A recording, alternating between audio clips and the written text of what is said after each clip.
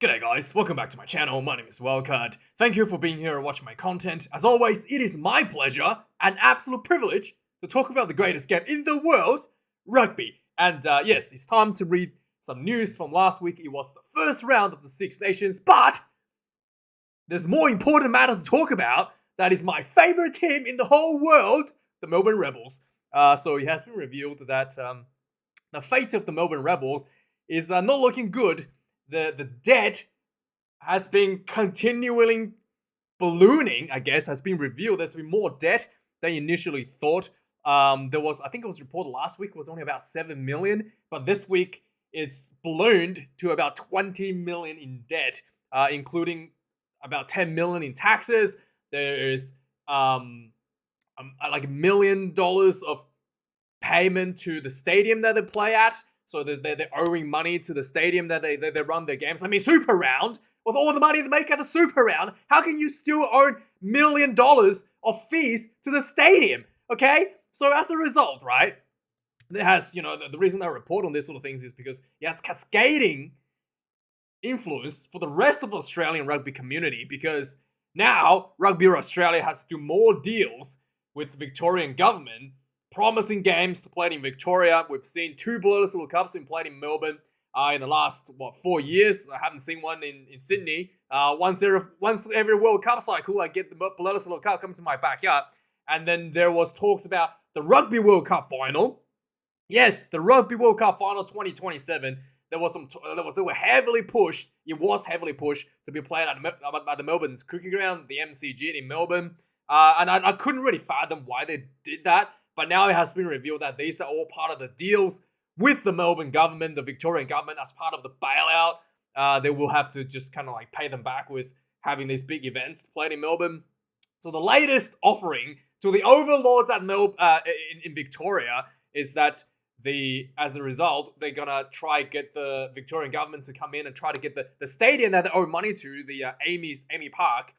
They're going to potentially have a Lions tour match play there. I don't know if, Lions Tour test.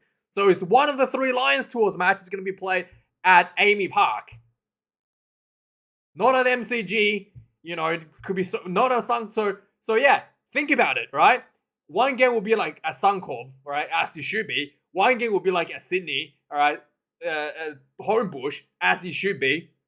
And then the third game, it's going to be at Amy Park, in that tiny stadium in Melbourne. I don't know how much. I'm pretty sure it's not that big. It's maybe like 40,000 people. It's not that big.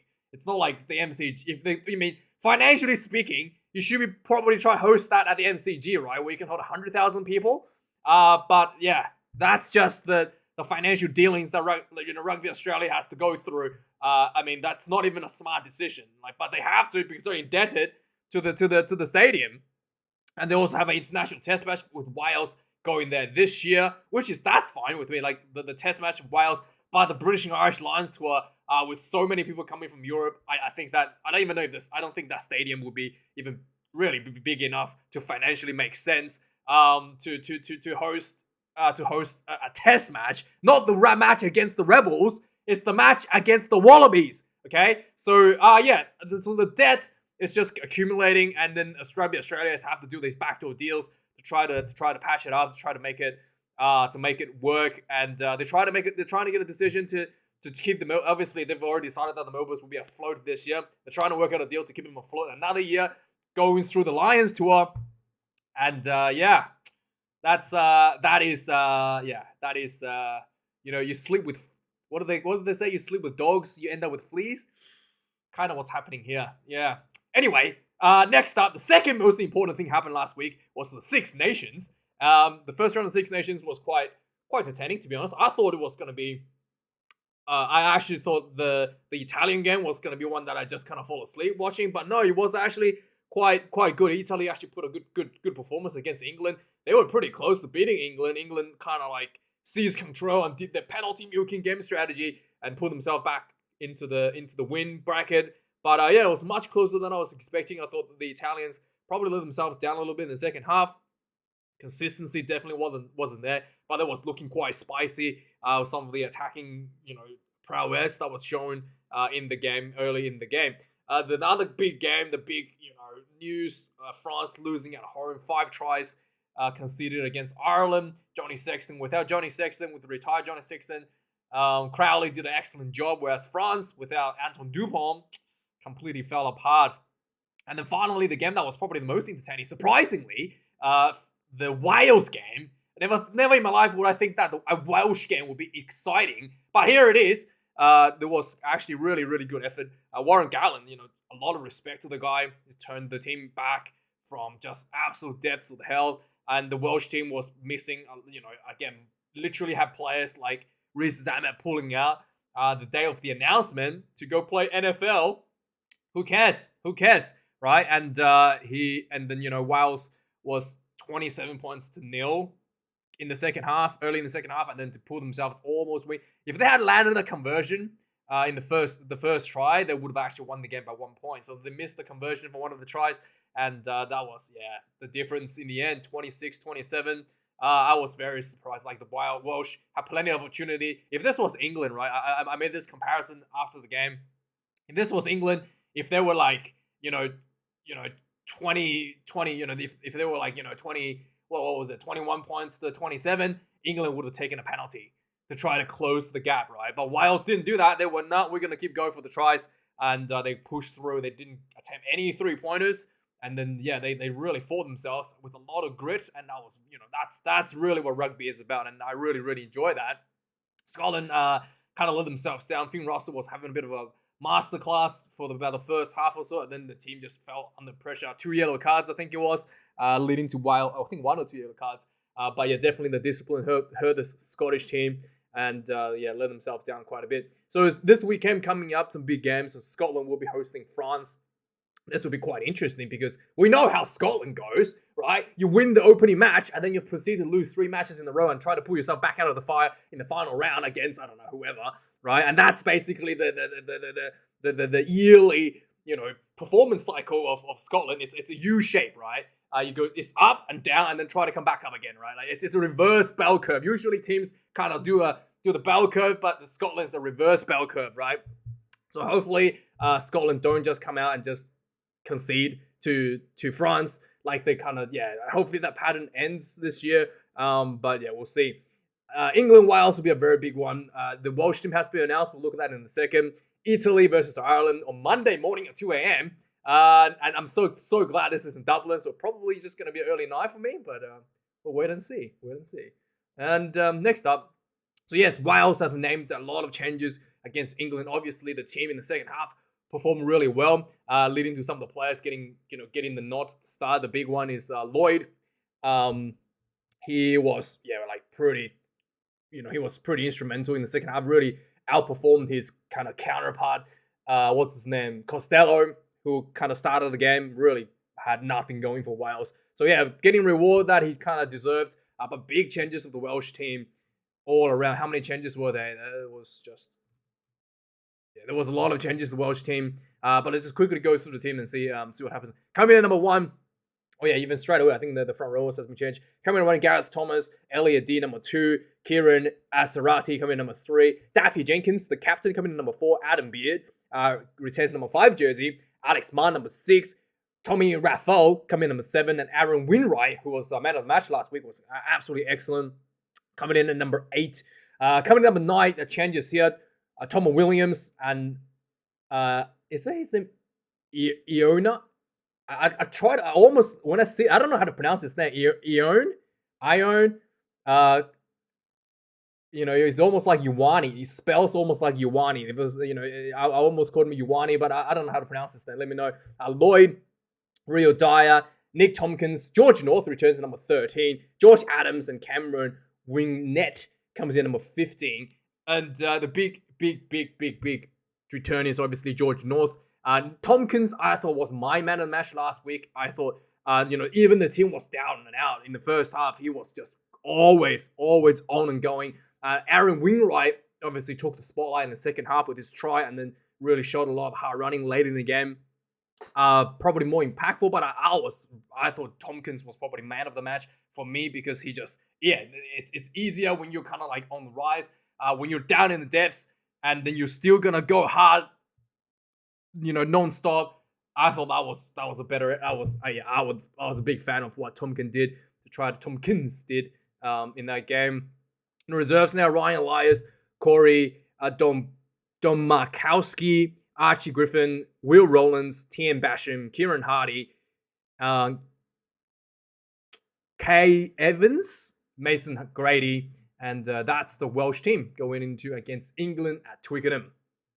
Finn Russell was trying to explain what happened after the game and kind of talk about the complacency and discipline issues. I do feel like Finn Russell, the style that he plays is very loose. So if things are going well, it kind of looks good and it snowballs into like really good, entertaining rugby. But if things aren't working out, then it kind of snowballs the other way. It becomes very loose, becomes very sloppy, and I mean he can say that it's complacency. I feel like the style that he kind of brings to the team, maybe a bit I don't know.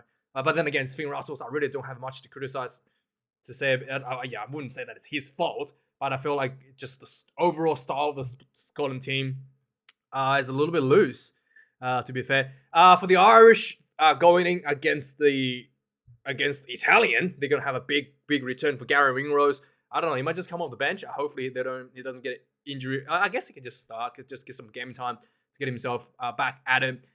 With the shoulder, he was there with a shoulder injury. Paul Willemse with the red card has been issued a 3-week ban. The first one, yellow card, I thought was probably neglectable because we saw that in the Welsh versus Scotland game. There was 2 shoulder to head contacts. That was traditionally would have been a yellow card. TMO review, albeit just gonna be, I think both of them probably just gonna end up with a yellow card with a mitigating factor with players dipping and so on. But would have been a yellow card regardless. Prior to the Six Nations, if it wasn't the World Cup, it would have been a yellow card regardless. But Carl Dixon did a really good job Carl Dixon. Who was it? Carl Dixon? It's Ben O'Keefe. I think it was. Yeah, it was Ben O'Keefe. I think it was. Was it Carl Dixon? One of them. Carl Dixon is, I think, the French match. I think it was Ben O'Keefe. It was Ben O'Keefe. Yeah, obviously the Kiwi referee. I think he's becoming one of the better referees in the world now. Has really taken note from, I guess, something that what's his name? Nigel Owens talked about, that if the player, the tackle hasn't been, or legal attempt to make a tackle and then head contact is still occurred, then it's just like a rugby incident. It's not a penalty. So twice in the game between Wales and Scotland, this occurred for both teams as well. And the referee just said, hey, it's a rugby incident. The player made a completely legal attempt to make a tackle or whatnot, and everybody's low. And there's no foul play. It's a complete accident when the head on shoulder collision happened. No penalty, just played on. And despite Welsh Costello was taken off as a HRA as well due to that one of the head collisions as well. So I think that is actually a really good direction to go. Like there are some it's rugby. There are if you did everything you can, and the only other thing to do is not play rugby, right? Like you can't just say, oh, let's not play. If you did everything you can to make your technique correct.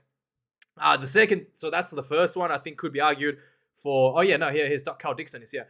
The second one when it's red card, I think that was just that definitely Willemse could have tried lowered his tackle there and got him. That was definitely a red. So Gaultier and the fly half, the playmaker, the captain of the ship. Not captain, I guess. The navigator of the ship, you can call it. Jalibert was both in the firing line in the media. There were some talks that discussion is that the Gaultier, obviously, Jalibert is probably not the right selection at 10, and another thing is that the Gaultier's new assistants really aren't complimenting him, but like kind of just like they're just lacking some of the key areas. They're not complicating the areas that he's kind of like the Gaultier's not helping his weaknesses essentially. So there are some talks about people in the firing line in the French media. Injury woes for French as well. Taofi Vanua, I'm pretty sure he was injured before the game with Tuilangi replacing him, so he's still not going to be back for a leg infection against Scotland. As a result, Gaultier has swung the hammer, essentially, has caught up how many? 7 players? Yeah, 7 new players in the squad just completely swung the hammer. So Reda Vardy had a fractured wrist, was his injury replacement by Danny Prisco. Matthias Halagahu has been called up to replace Willemse, obviously, for the red card. And then there has been some changes in center. Emilian Galeton comes in. Leo Barre, Nicolas Deporter comes in. And we've got Thomas Laclayat, Alexander Rumat. They're all just coming in for the French, added into the French squad. She just put salt into the wound a bit more. Anton Dupont was able to play for his under-14 club, and we're just showing a masterclass in under-14. Obviously, a lot of the key players has been missing to Six Nations and whatnot, which made him look even better. So I don't get it why he can play in his club, but he's not allowed to play for this Six Nations team. Is something to do with contractual issue? Because the Olympics isn't until like late July. I don't see why he can't play in the Six Nations when he's allowed to play in the club rugby. But hey, let me know how that works. And for Scotland, big return for them this weekend is Roy Darge. He's the co-captain, returning from a knee injury. And then we've got the next up, we've got England, some injury updates as well. Ollie Lawrence might be able to play next week, not this week, in round 3 after the hip injury. But the thing that I kind of look forward to play the most is Marcus Smith, still not able to play. And there's some talks that he's probably going to miss the whole tournament due to the bit of injury he picked up during training. So yeah, the big return for Ollie Lawrence will be something that I'm excited to see at least. Let's a bit more Australian rugby now. So Mark Nwanga-Netawase has talked about his decision to move to rugby league, for 2 years with the Sydney Roosters. And here's something that I kind of respect a bit, like the Roosters boss really knowing his fan base. Trent Robinson. There was a time when Swali signed with Rugby Australia, and everybody in the rugby league world was talking about just trash in rugby, like, oh, it's an easy game, you're going to fall asleep, you're not even going to touch the ball, and everybody hates rugby union. Trent Robinson came out and said, I don't hate rugby union, I like rugby union because he knows his audience, and just with that, he's built a lot of respect from people around him.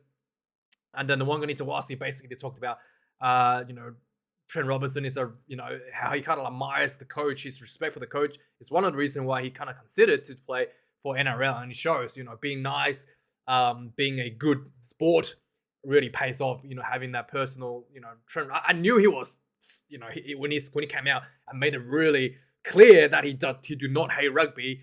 He likes rugby union, despite everybody was bandwagoning on trash in the sport.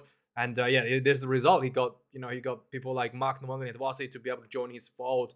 So the Australian Rugby Awards has been given out, and the John Eales Medal, the most prestigious, basically like the player of the year, the men's player of the year, the John Eales Medal has been given to Rob Valentini. I'm not saying that Rob Valentini did a bad job this year or anything. I really felt like nobody should deserve this medal. It should just be gone vacant, or giving it to one of the girls or something. You should just be vacant because it's a disgrace. The Wallabies are a disgrace. And it really shows, again, just the out of touch of the Rugby Australia, the soft tissues, the political correctness, or whatever you want to call it, right? Just tell the players, you're all fucking shit. None of you got it. It's vacant. Instead of just having to give to somebody, and by the way, I'm not trashing Valentini, okay? I just think it's not right. A team wins so badly and singles out one player and say, hey, at least you did a good job. That's not the way to go about the team. You go down with the team. You all shit. Okay? No one is good. And the Rugby Australia could have taken this opportunity to make a statement. And instead, let's take the soft option. Let's cuddle up with everybody. Right? Let's pat ourselves on the shoulders and get drunk. Right? And then hand out some awards. And they're given out to Rob. And again, I have nothing against Rob Valentini. I think he actually played okay overall. But I just don't think that, to single one person out and say, you did great in such an atrocious campaign is the way to go about with this sort of things. They should have just make it vacant or given it to the girls or whatever.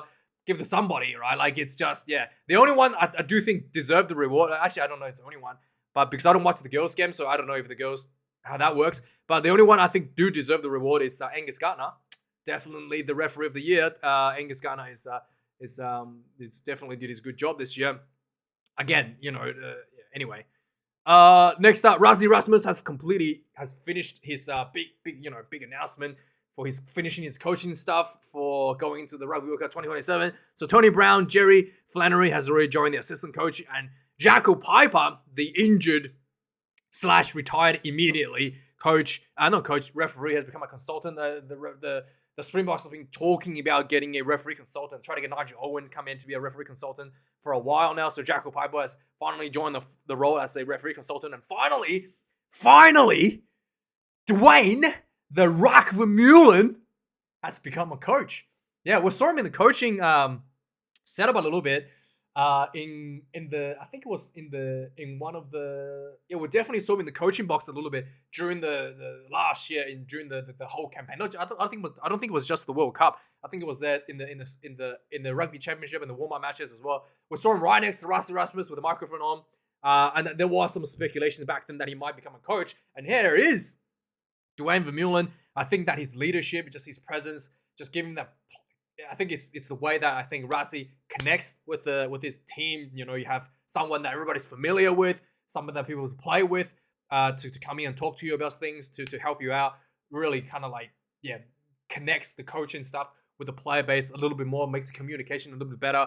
And then there's no separation between the coaches and the players, and then everybody's kind of talking in separate rooms sort of thing.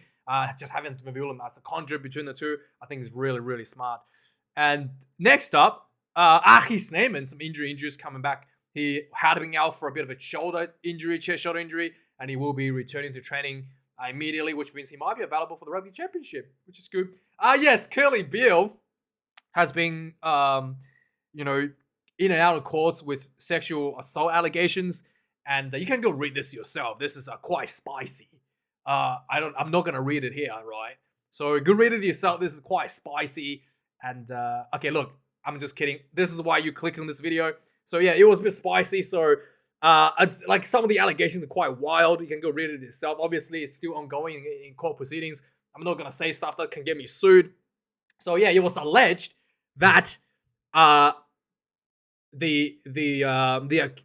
woman alleged that Kurtley followed her into the men's bathroom and then proceeded to put his, let's say, John Eels into her mouth. Yeah, that's the accusation. So go look at it. It's quite spicy. There's a lot of things, which led to her mother saying that, why didn't you buy the fucking thing?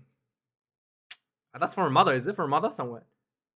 Yeah, the mother-in-law said, quite wild stuff. If you want to read some entertainment, the court, some of the court stuff that came out was just like, what? Anyway, moving on. We're not here to talk about that. Moving on. Lee Harpenny. Anyway, it doesn't matter. Lee Harpenny, do haka, whatever. Okay. The thing is, this was the Crusaders B team losing to Munster. Okay.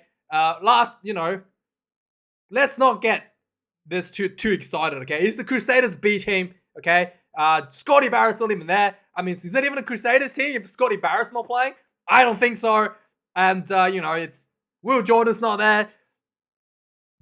But yeah, Scotty Barrett's not there. So take it as you will.